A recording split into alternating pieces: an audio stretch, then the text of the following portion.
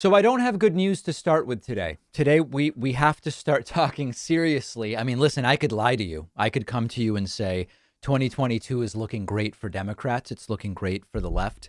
But it's not. 2022 is looking disastrous. And we're going to look at every data point or most data points that we have now.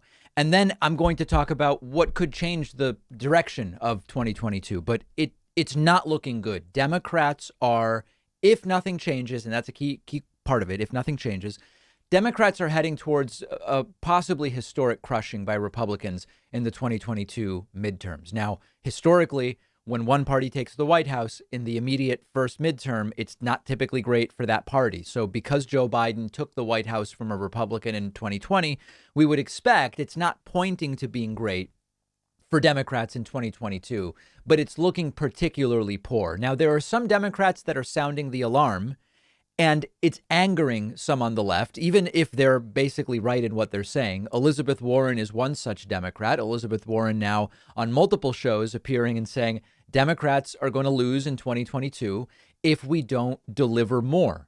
Elizabeth Warren delivered a warning on Sunday saying if they don't get up and deliver while their party has the majority, they will lose. Quote, there's so much we can do. And if we do it over the next 200 days, we're going to be in fine shape. Take it to the people what we've done. I think we're going to be in real trouble if we don't get up and deliver. Then I believe that Democrats are going to lose. Now, what she's saying kind of like generically is fine. If we do stuff people like, we'll win. And if we don't, then we're going to lose. But she's increasingly using this language because she sees the writing on the wall. And what is the writing on the wall? Well, every sign looks bad for Democrats, and we can go through some of them. First and foremost, how popular is Joe Biden? Now, there are some headlines that say, oh my God, Joe Biden in the low 30s approval. We look at an average of polling, and if you look at an average, Biden's approval has ticked up just a hair from like 41.5 to closer to 43 over the last month. But it's not good. And we've looked at these historical numbers before. If you compare Joe Biden to past presidents, he's now as unpopular as Trump was at this point in Trump's presidency. He's less popular than Obama. He's less popular than George W. Bush.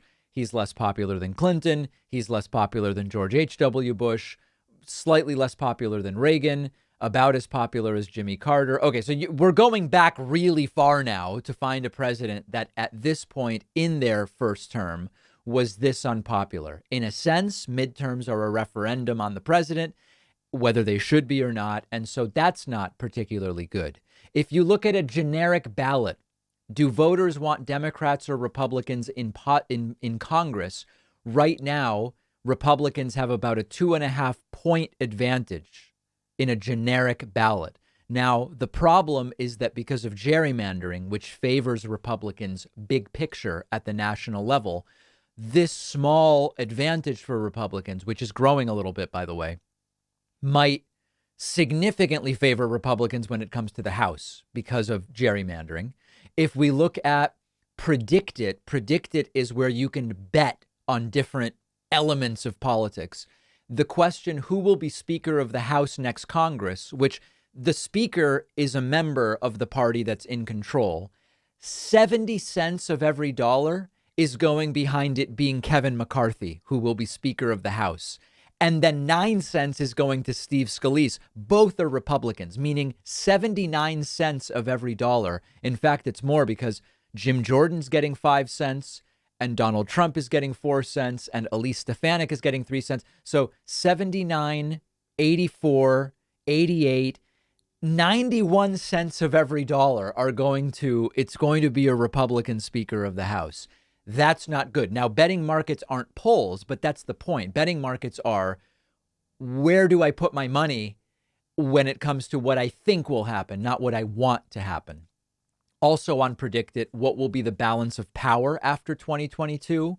75 cents of every dollar is going to, it will be both a Republican House and Senate. So these numbers are not looking particularly good. And then lastly, the Politico forecast says the Senate is leaning Republican, whereas the House is likely Republican. So this is very, very, very bad. Now, Could everybody be wrong? Well, I think the question is, could things change between now and when the people start voting, which is in just a few months? But something has to happen. Number one, there's this old phrase, it's the economy, stupid.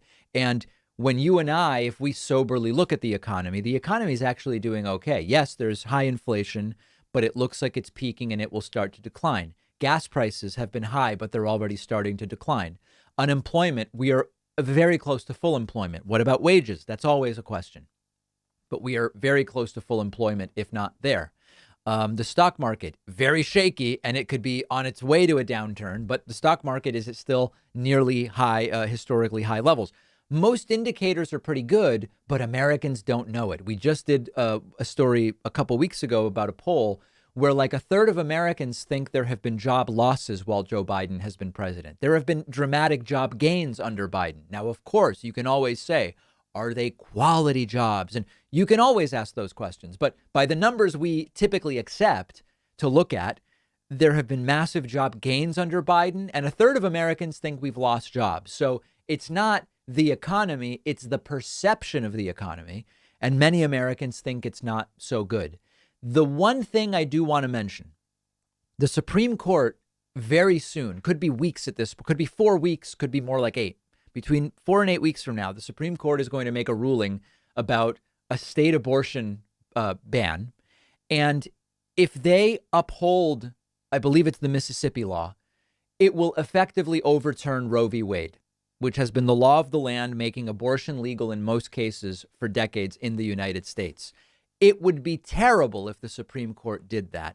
And I wonder, is that a catalyst that could really motivate Democratic voters to come out and say, we've got to do something about this? I don't want that to happen. I want the Supreme Court to make the right decision. But if they don't, and they effectively overturn Roe v. Wade, what will that do in terms of motivating Democrats to say, well, I have to go and support whoever it is at the state level, governor, Senate, even if I don't think Joe Biden's been fantastic, because this is so important. Women getting the right to decide for themselves what they need to do taken away. So that's a question mark. I would love to hear from you. What else could happen between now and November that would change what are very grim numbers for Democrats? Let me know what you think.